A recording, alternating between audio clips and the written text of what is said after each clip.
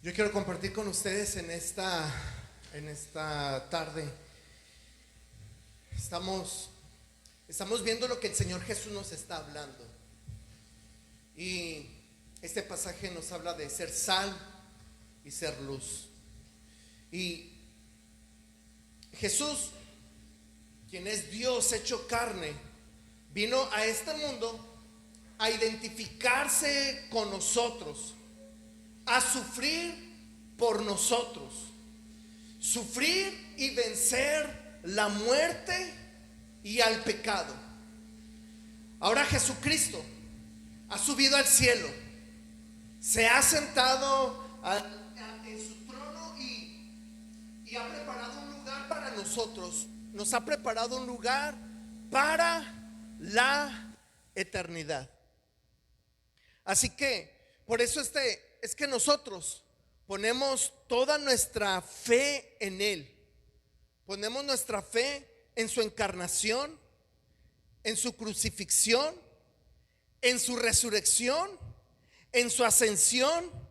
Y nosotros creemos que esto nos asegura la vida eterna, nos asegura la eternidad. Así que el Señor nos ha salvado y nos ha dado nos ha salvado de la condenación eterna. Y ahora Él nos ha dejado en este mundo para que tú y yo vivamos en este mundo a la manera de los hijos del reino, a la manera de los hijos de Dios, para que tú y yo vivamos a la manera de los siervos de Dios. Nosotros, los que aceptamos a Cristo, los que hemos tenido un encuentro personal con Jesús, hemos experimentado un nuevo nacimiento, hemos experimentado una nueva vida, y ahora nuestra mente ha cambiado, nuestro espíritu ha cambiado. El Señor nos está renovando para ser como Él, y nosotros estamos aprendiendo a vivir conforme a la mentalidad del reino, conforme a la mentalidad del reino de Jesucristo. En un mundo corrupto, en un mundo que está roto, en un mundo que está quebrado, en un sistema que está roto, pero la iglesia da testimonio de un Dios real por la forma en que vive y se conduce en este mundo lleno de pecado y lleno de maldad. ¿Cuántos dicen amén a eso?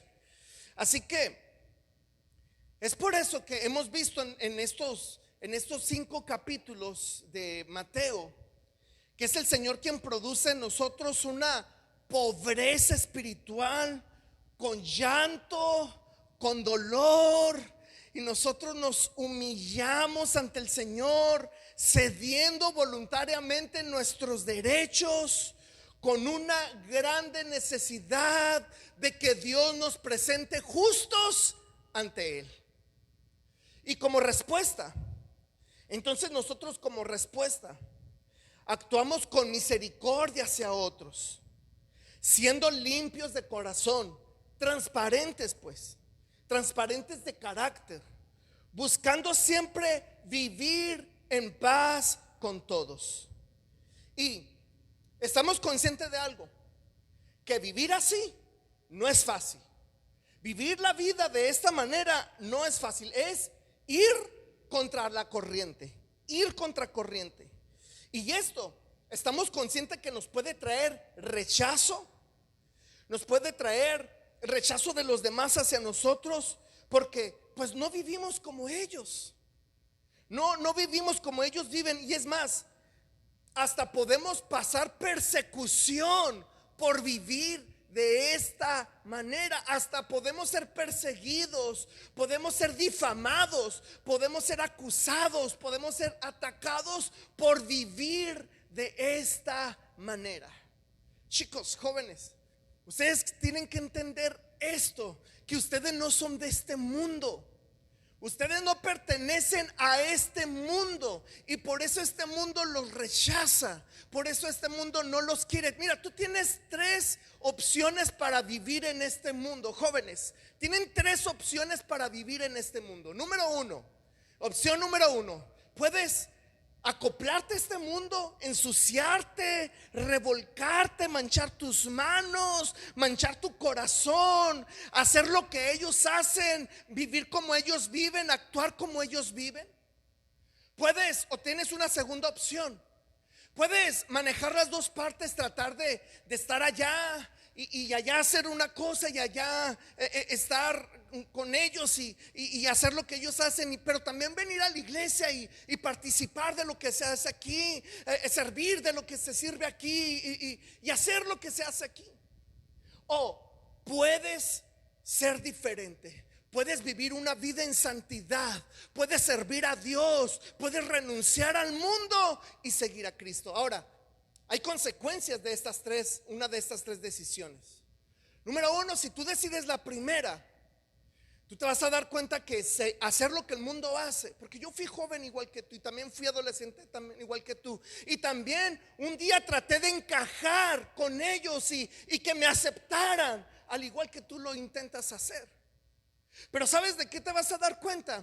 Que si tú decides escoger la primera opción, te vas a dar cuenta que te vas a dar cuenta que tu vida es miserable. Te vas a dar cuenta que entre más participas de esos placeres, más participas de ese pecado, más vacío te sientes, más solo te sientes, menos ganas de vivir tienes, porque esa vida lo único que trae es tristeza, es decepción, es amargura, es maldad. Puedes escoger la segunda opción, vivir estar participando en las dos partes, estar aquí y allá, participar un poquito aquí de la iglesia, pero también participar un poquito del mundo. Pero ¿sabes qué va a estar pasando? Que llegará un momento en que tu vida, tú aprenderás a ser un tibio espiritual. Y la Biblia dice que el Señor vomita a los tibios y te va a hacer, no vas a ser tan santo. No eres tan santo como para considerarte un religioso, pero no vas a ser tan pecador como para considerarte un mundano. Eres un tibio. Y la tibieza espiritual, eso trae decepción para Dios. O puedes escoger la tercera opción: renunciar a este mundo y decir: yo soy un siervo, una sierva de Dios. Dios me escogió. Si yo estoy yendo a la iglesia, es porque Dios me puso allí y es porque Dios quiere hacer algo grande en mi vida. Dios me quiere usar para hacer luz en medio de un mundo que está contaminado. Pero ¿sabes algo, chicos? ¿Saben algo, chicos? Esa vida es difícil. La vida cristiana no es para cobardes. La vida cristiana no es para mediocres. La vida cristiana es para valientes que deciden renunciar al mundo y vivir en santidad para Dios. ¿Cuántos dicen amén a eso? Eso es el evangelio. Eso es el evangelio. Así que lo que vamos a ver en las próximas semanas, vamos a ver que el Señor Jesús nos muestra una vida práctica de los hijos del reino. Y vamos a ver que el Señor Jesús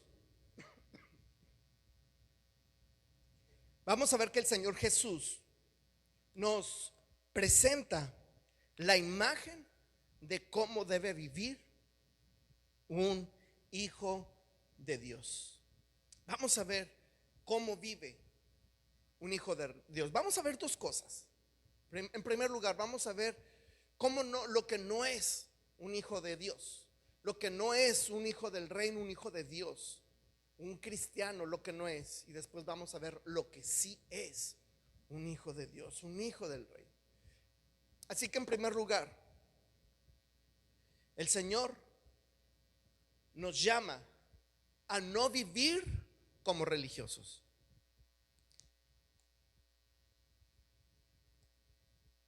El Señor nos llama a no vivir, un llamado a no vivir como religiosos. Mire lo que la Biblia dice. La Biblia dice: no malinterpreten la razón por la cual he venido. No vine para abolir, no vine para violar, no vine para pasar por alto la ley de Moisés o los escritos de los profetas. Al contrario, vine a cumplir sus propósitos. Así que, ¿qué es lo que el Señor Jesús nos está mostrando? Lo que el Señor Jesús nos está mostrando es que la religiosidad exige sacrificio más que obediencia. Porque Eso es lo que exige la religiosidad. Dios no quiere religiosos porque el religioso hace sacrificios, pero su corazón está lejos de Él. Su corazón no está entregado a Él. Hace sacrificios en asistir a la iglesia, hace sacrificios en levantarse temprano, hace sacrificios en ofrendar, pero su corazón no está delante del Señor. Ahora, Jesús está haciendo bien claro y lo que las enseñanzas de Jesús, lo que el Señor nos está diciendo es que mis enseñanzas no han venido a contradecir lo que Moisés escribió. No, al contrario, mis enseñanzas han venido a cumplir toda la ley de Moisés. Pero ahora Cristo lo enseña con el espíritu del evangelio. Ahora Cristo fortalece esas enseñanzas de Moisés, pero con el espíritu de gracia, con el espíritu de misericordia, con el espíritu de amor. Y ese es el evangelio. Ahora, ¿cuál es la diferencia? Nos podemos preguntar, ¿cuál es la diferencia entonces entre la ley de Moisés y ahora el espíritu del evangelio de Cristo? Bueno, que bajo la ley de Moisés nadie podía cumplir con las exigencias al pie de la letra. Pero Jesucristo, quien es Dios, al hacerse hombre y hacerse débil como nosotros en cuanto a la carne, y pasar por las mismas tentaciones que nosotros, y ser tentado en todo y sufrir en todo, Él cumplió al pie de la letra con todas las exigencias de la ley. Y gracias a que tú y yo ponemos nuestra fe en Jesús, tú y yo podemos ser justificados, perdonados, amados por Dios, ser aceptados por Dios si ponemos nuestra fe en Jesús. Esa es la gran diferencia. Si es para Él, dáselo fuerte. Es por eso que Jesús continúa diciendo: les digo la verdad, hasta que desaparezcan el cielo y la tierra, no desaparecerá ni el más mínimo detalle de la ley de Dios hasta que su propósito se cumpla. Es decir, el Señor está diciendo: no va a haber nada que no pase por alto, no va a haber nada que lo pase de largo. Yo voy a cumplir cada uno, cada coma, cada punto, cada acento, yo lo voy a cumplir. Luego dice: entonces, si no hacen caso al más insignificante mandamiento y les enseñan a los demás a hacer lo mismo, serán llamados los más insignificantes en el reino del cielo. Pero el que obedece las leyes de Dios y las enseña será llamado grande en el reino del cielo. ¿Sabe algo? La religiosidad aparenta obedecer. El religioso aparenta que obedece a Dios, pero las verdaderas intenciones, las intenciones del corazón, están muy lejos de la obediencia a Él. Entonces es bien importante que tú y yo no mantengamos un corazón religioso, que tú y yo mantengamos un corazón acercado a Él. Así que el Señor nos está diciendo que la ley no ha caducado, no ha pasado de moda, no tiene una fecha de caducidad, porque el Señor, a través de ella, de la ley, el Señor nos invita a que nosotros practiquemos esta ley bajo la gracia de Jesucristo. Es decir, que nosotros busquemos agradarle a Dios, no que hagamos cosas para agradarle, sino porque le amamos y estamos agradecidos con Él, es que nosotros actuamos. Mire esto: nosotros somos aceptados por Dios por lo que somos en Cristo, no por lo que hacemos por Dios. Porque lo que hacemos, lo hacemos ¿por qué? Por amor. Lo que tú y yo, es decir, tú y yo somos aceptados por Dios no por lo que hacemos, no por las cosas que hacemos, no, somos aceptados por lo que somos. Y gracias a Jesús, tú y yo somos salvos, somos perdonados, somos renovados, somos hechos nuevas criaturas, somos hechos hijos de Dios. Así que es por eso que Jesús continúa diciendo: les advierto, a menos que su justicia supera la de los maestros de la ley religiosa y la de los fariseos, nunca entrarán en el reino de los cielos. ¿Sabe? Los religiosos cumplían la ley y lo hacían muy bien. Y lo hacían muy bien. Pero el Señor hacia donde nos quiere arrinconar, el Señor hacia donde nos quiere llevar, es que tú y yo entendamos que por nuestras propias fuerzas no vamos a poder obedecer los mandamientos.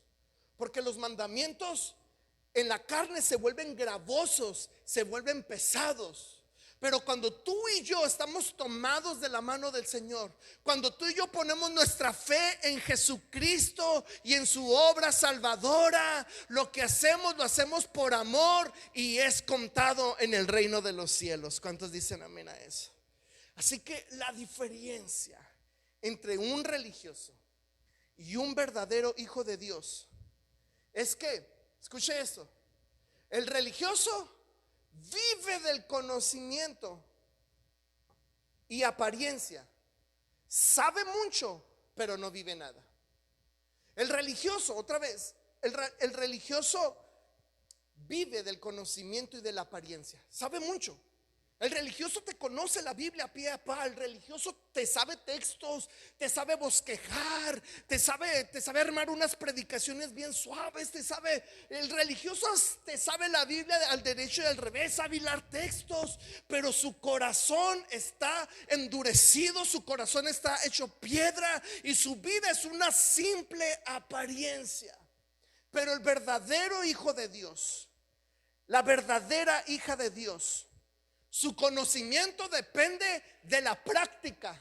Su conocimiento depende de su vida diaria. Su conocimiento depende de sus experiencias aprendidas por el Espíritu Santo. Y cuando lee la palabra y empieza a leerla y la palabra la aplica y empieza a vivir lo que la palabra le dice, guiado por el Espíritu de Dios, ese es el verdadero hijo y verdadera hija de Dios. Y yo quiero ser ese verdadero hijo de Dios, que se deja formar el carácter. Eso es lo que estamos aprendiendo en esta semana en nuestro devocional, ¿verdad? Que el Espíritu Santo trabaja en nuestro carácter. De nada me sirve tener muchos dones, de nada me sirve tener muchos talentos, pero si mi carácter está tronado, de verdad que estoy frito. El verdadero fruto se muestra en el carácter. Así que ya vimos, esa es la manera en la que el Señor expone esto y está diciendo: yo no vine a pasar por alto la ley, yo no vine a violar la ley de Moisés, vine a cumplirla totalmente. Pero cuidado, no seas religioso. Entonces, el Señor quiere que seamos verdaderos influenciadores.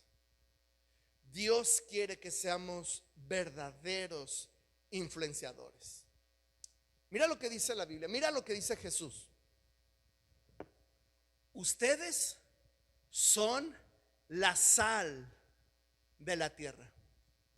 Pero ¿para qué sirve la sal si ha perdido su sabor? Porque pueden lograr que vuelva a ser salada. La descartarán y la pisotearán como algo que no tiene ningún valor. Mire lo que el Señor Jesús nos está enseñando. El Señor nos está ilustrando la vida del Hijo de Dios, de la hija de Dios. Lo está ilustrando de una manera bien práctica. Haga de cuenta que el Señor nos lo está explicando con peras y manzanitas.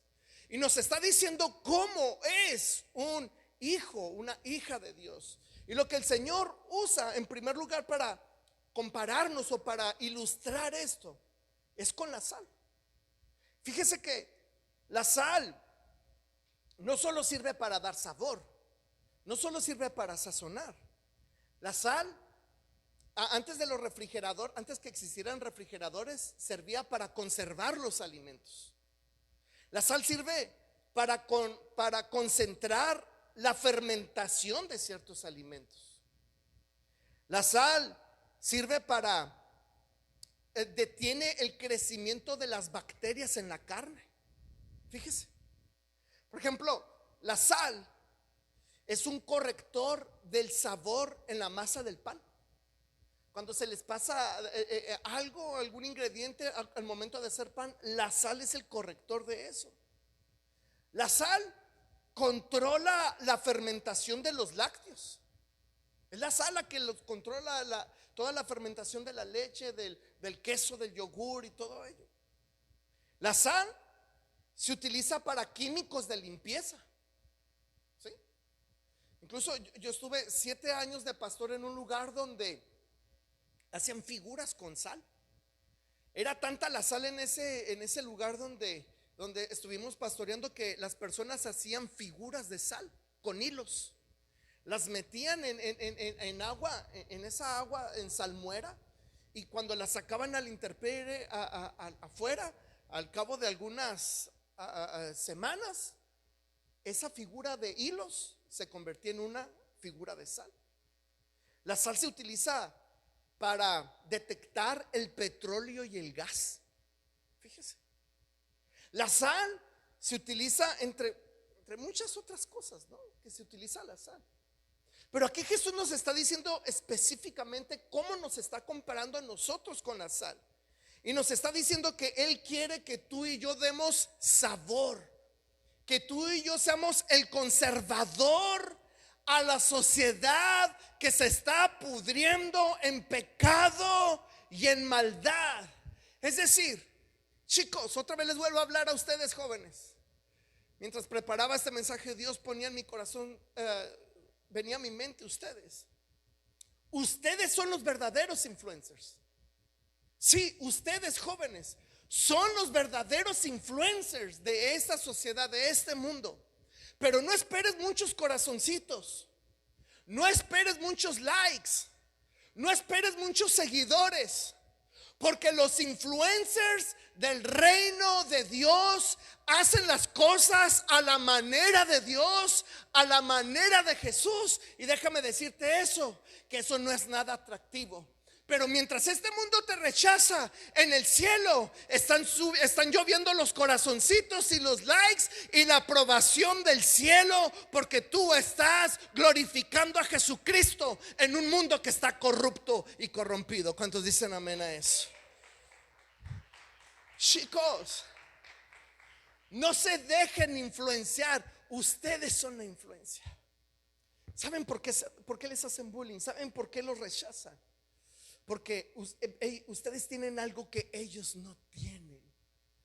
Ustedes tienen esa esencia de Dios, tienen al Espíritu Santo dentro de sus vidas, que cuando el mundo los ve dicen: no sé qué tiene, algo tiene que me atrae, pero no se lo voy a demostrar, y le voy a demostrar que me cae gordo. Y entonces te hacen cosas, y entonces te critican, y entonces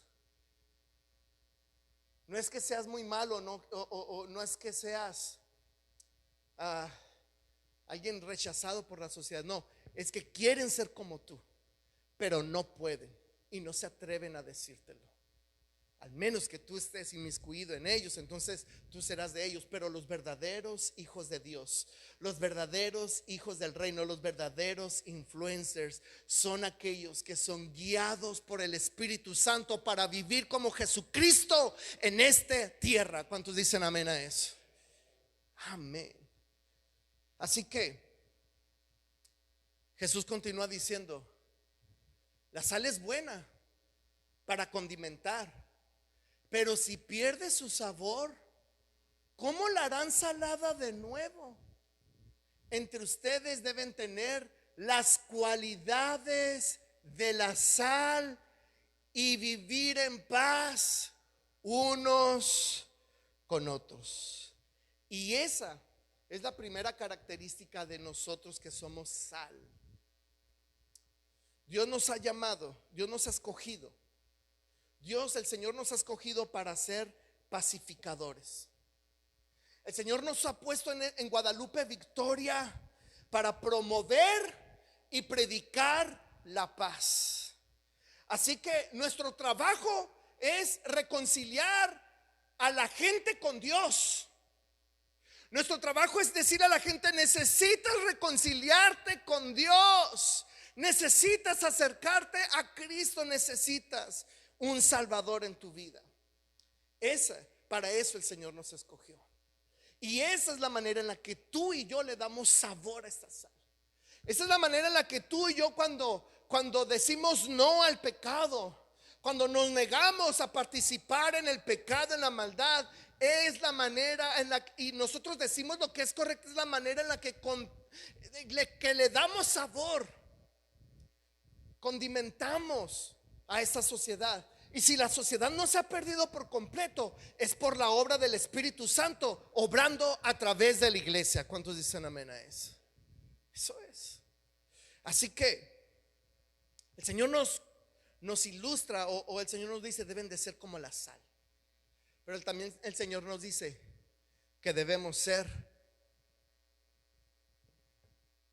como la luz. Dice, ustedes son la luz del mundo. Como una ciudad en lo alto de una colina que no puede esconderse. Nadie enciende una lámpara y luego la pone debajo de una canasta. En cambio, la coloca en un lugar alto donde ilumina a todos los que están en la casa. De la misma manera, dejen que sus buenas acciones brillen a la vista de todos, para que todos alaben a su Padre celestial. Mire qué bonito pasaje. ¿Sabe? Los judíos en los tiempos antiguos le tenían miedo a la luz. Perdón, le tenían miedo a la oscuridad. ¿Y sabe qué hacían? Ellos siempre tienen la luz prendida. Y resulta ser de que cuando salían de casa tenían las lámparas ahí prendidas y le ponían una canasta como para no tener la luz encendida, pero la dejaban prendida. Y a manera de seguridad le ponían como una canasta o una jarra, como un jarrón.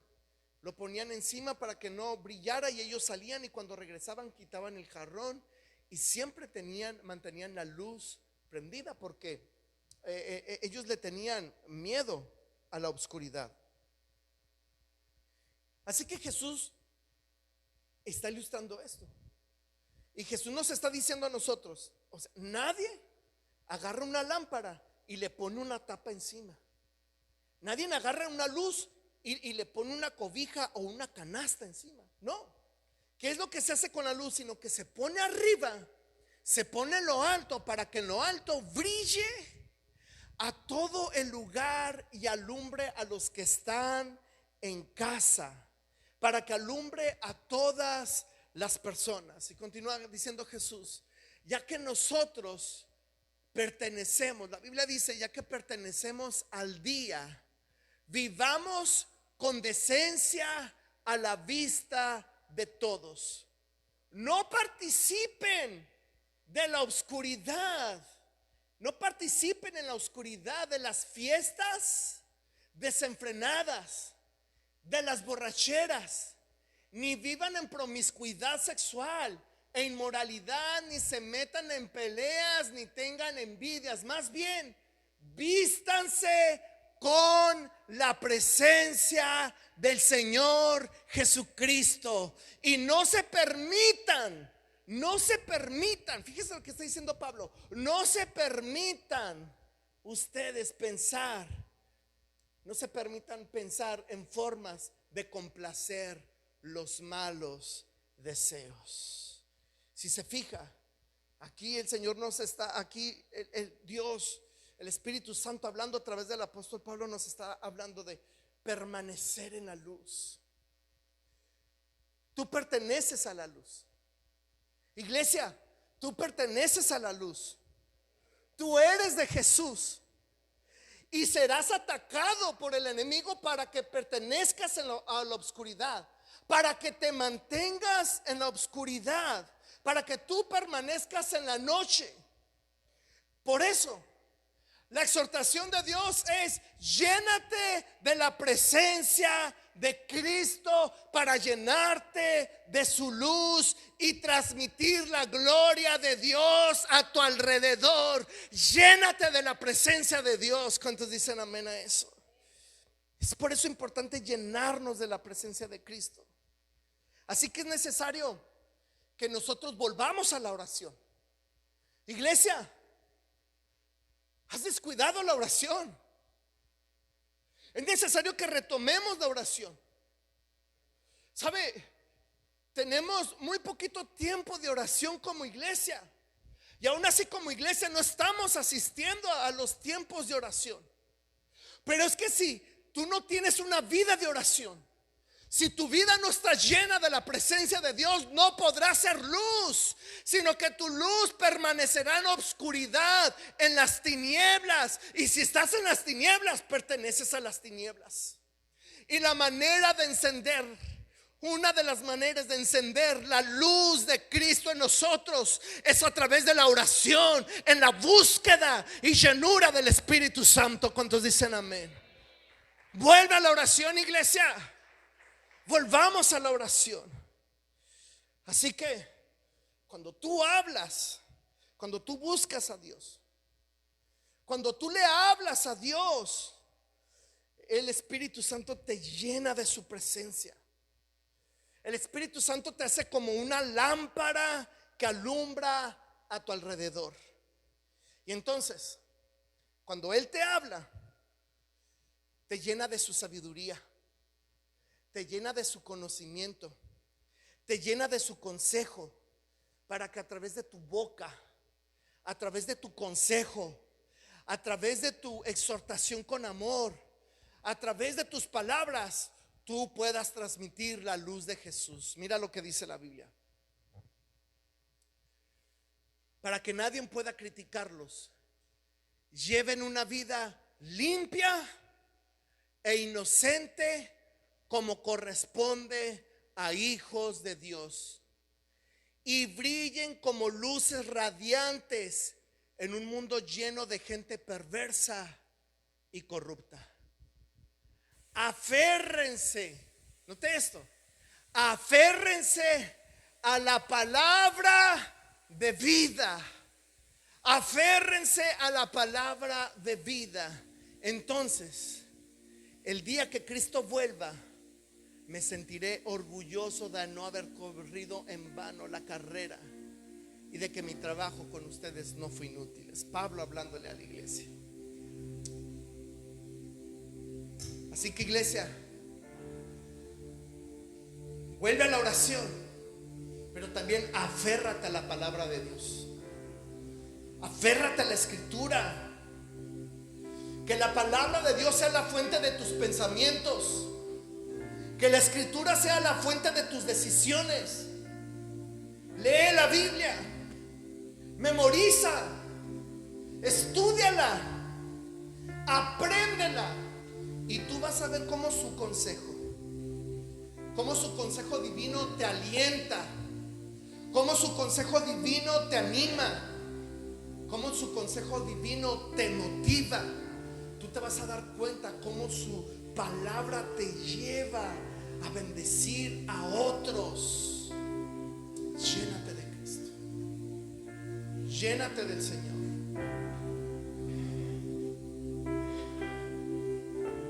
Si vivimos en la luz, así como Dios está en la luz, entonces tenemos comunión unos con otros.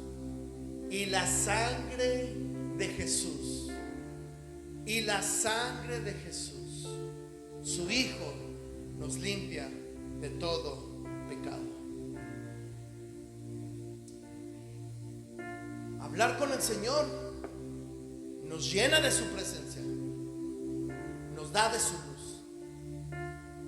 Escuchar su voz a través de la bendita palabra nos llena de sabiduría, permitiendo que de nuestra mente y de nuestros labios salga la luz de Jesús. Y también tener comunión con personas espirituales. El Señor nos llena de su luz a través de nuestros hermanos en Cristo. Es por eso la necesidad de congregarnos, iglesia. Es por eso la necesidad de venir y congregarnos y tener esa comunión. Es un mensaje muy sencillo y algo que tú ya sabes, pero es un mensaje que el Señor nos está diciendo: hey, vuelve a lo primero, vuelve a lo primero. Ese es el llamado del Señor. Vuelve a lo primero, la oración, la palabra y la comunión con la iglesia. Porque cuando nosotros nos llenamos del Señor, cuando nosotros nos llenamos de su presencia, somos luz y somos sal. Somos sal y somos luz. Conservamos esta vida de la corrupción, de la perversión, de la muerte, por lo que el Espíritu Santo hace en nosotros. Pero también brillamos. Y en las próximas semanas el Señor nos va a decir, el Señor Jesús nos va a enseñar cómo. Y va a ser un reto para nosotros. Yo te invito a que tú no te quedes en casa, vente, porque el Señor nos va a retar. Y quédate con esto: eres luz y eres sal. Porque en las próximas semanas vamos a ver cómo tú y yo somos luz y somos sal. Cómo tú y yo condimentamos, damos sabor y evitamos que se pierda esta sociedad. Cómo tú y yo nos alumbramos a Cristo. Pero te digo algo: es una aventura para valientes. Es una aventura para aquellos que deciden renunciar al pecado y vivir para Cristo. ¿Cuántos valientes vinieron en esta noche? Vente en esta noche, vente al altar y vamos a consagrarnos y decirle: Señor, yo quiero ser sal y quiero ser luz. Vénganse al altar, vénganse. Yo te invito a este altar, ven.